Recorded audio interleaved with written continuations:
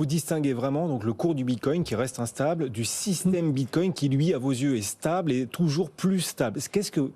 Qu'est-ce que vous mettez derrière ce mot? Le système Bitcoin est stable. C'est quoi le système Bitcoin? C'est vrai que c'est important de bien distinguer les deux. Le dispositif Bitcoin, qu'on appelle Bitcoin avec un grand B, et le Bitcoin, l'unité numérique et comptable qui pourrait devenir une monnaie, qui est le Bitcoin avec un petit b. Donc il faut les distinguer pour les comprendre, mais en même temps, ils sont quand même indissociables. Qu'est-ce que c'est le dispositif Bitcoin? En fait, c'est d'abord un ensemble d'installations physiques, des ordinateurs, des êtres humains, voilà, et puis un protocole. Un protocole, c'est un ensemble de règles qui permettent à des ordinateurs de communiquer. Et cet ensemble, en fait, assure un service. Et ce service, depuis 14 ans, en fait, il est d'une extrême régularité. C'est un service qui consiste à permettre du stockage et du transfert de valeur sur Internet sans tiers de confiance, de manière rapide, relativement anonyme, programmable et surtout incensurable.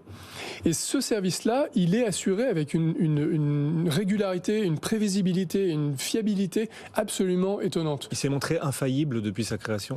En fait, il n'a jamais été piraté. Donc c'est quand même un constat important.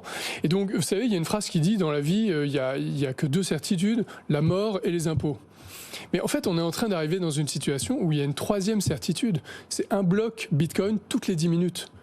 Avec une précision métronomique, la blockchain Bitcoin produit un bloc toutes les 10 minutes, en moyenne sur 2 semaines. Mais c'est vraiment important de prendre ça en compte si on veut analyser le cours du Bitcoin, à mon avis. Et qu'est-ce qui fait cette stabilité du système Bitcoin que vous êtes en train de décrire? D'où vient cette stabilité? Alors, je crois que c'est un parti pris. C'est un choix qui a été fait par les développeurs, mais pas seulement les développeurs, aussi ce qu'on appelle les nœuds du réseau, c'est-à-dire tous les gens qui ont fait le choix d'avoir la base de données, qui est la blockchain, et le programme qui fait tourner cet ensemble. Et ce parti pris, en fait, on pourrait dire qu'il est conservateur, parce qu'il amène à, en fait, limiter les changements importants des paramètres fondamentaux de la blockchain Bitcoin. Mais ce n'est pas un conservatisme moral ou philosophique ou idéologique, c'est un conservatisme méthodologique. On est conservateur parce qu'on pense que c'est adapté pour le projet Bitcoin, qui est de devenir un système monétaire international. Et donc, on appelle ça souvent l'ossification. Le protocole Bitcoin est en train de s'ossifier. Ah bon? Il est en train de devenir... En fait, on va le changer de moins en moins avec le temps. Ces paramètres clés n'ont jamais changé. Ces paramètres clés, c'est par exemple le régime d'émission du jeton, c'est l'algorithme de consensus, ils n'ont jamais changé. En revanche, l'algorithme, le programme lui-même a beaucoup changé. Il s'est énormément étendu, il a été complété par rapport à ce qu'avait codé Nakamoto. Ça peut changer, c'est mouvant. Mais le protocole lui-même, on ne le change pas, on assume qu'en fait, il est destiné à s'ossifier. Et en revanche, les innovations comme le Lightning Network, la scalabilité, on le fait au-dessus de ce protocole, sur des protocoles complémentaires.